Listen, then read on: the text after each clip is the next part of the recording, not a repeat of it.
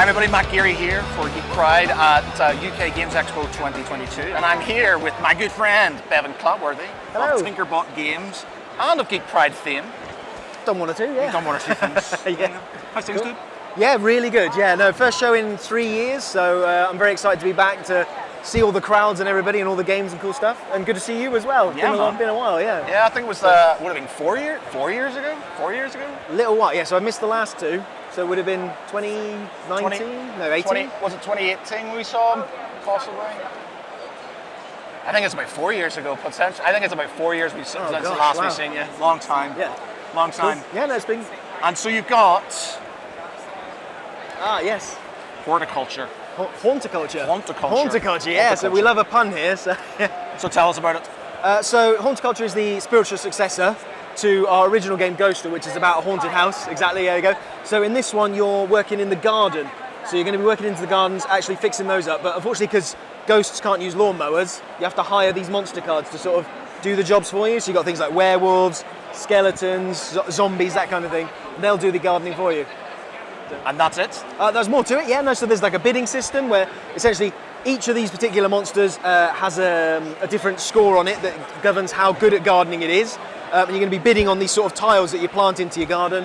Depending on where you plant them, they'll score different amounts of points. So like gloomy blooms are these little blue flowers, they only score you 2 no matter where they go. But the pumpkins, they want to grow in patches, so they'll score you extra stuff there.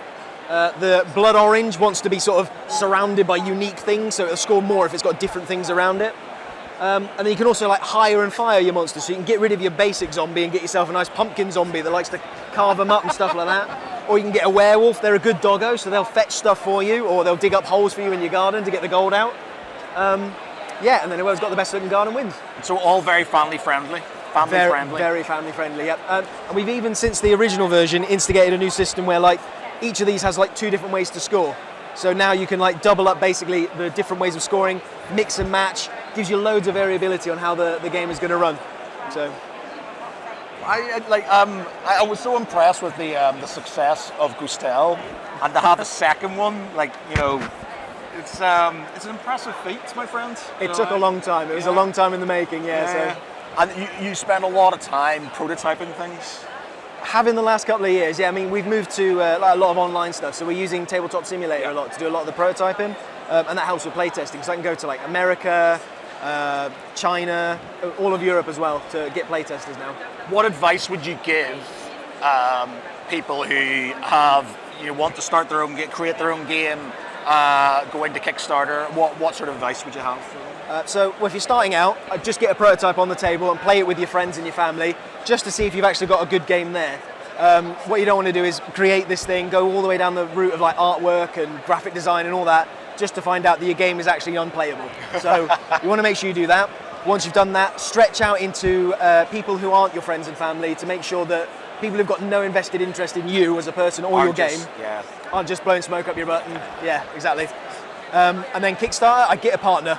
That's what I would do. Make sure I have a business partner in this. He deals with all the money, the finance, the organisation. I do all the creative stuff, like, you know, the artwork and the graphic design and that kind of thing. So I don't do the artwork. I just get somebody else to do it. But, you know, I do all the work by paying somebody to do all the artwork. Yep. Yeah. Exactly right. Yep. Yeah. The easy way to do it. So when are you going to do a war game? A war game. Would you ever do a war game? It's funny you should say. I've been working on one for a little while where it's like BattleTech almost, where you've got like a map, some robots, and you have a deck of cards. It's a game called Evotech where basically the robots are able to kind of modify themselves as they play. So like their gun will get bigger, but they'll sacrifice like generator room or something like that. And essentially you just play cards to play your movement and everything, and then pew pew pew, shoot each other. That sounds awesome, man. It's very early days, but yeah, no, it's something I'm tinkering with. Tinkerbot Games, tinkering. Yeah. Exactly, yep. And it's going well then, the expo's going well for you then? So far, yeah. I mean, tables I think are doing really well. So we've got a partnership with with a company that produces tables. Okay. They're doing some fantastic work over there. I've demoed this to several people now this morning, which is fantastic. So obviously with the COVID thing, there's always a concern, isn't there, of touching like stuff and being too close to people and that kind of thing. But yeah, no, really enjoying it. Really glad to be back. Yeah. Yep. Yeah. And what's next on the... Well, obviously, when does this Kickstarter come out? So we're looking at autumn this year, so we're going to go for like the spooky season again. We're in the dreaded marketing phase where we're trying to, like, you know, sell it to as many people as possible, do the Facebook thing. Yeah, and then end of September, early October, try and launch then.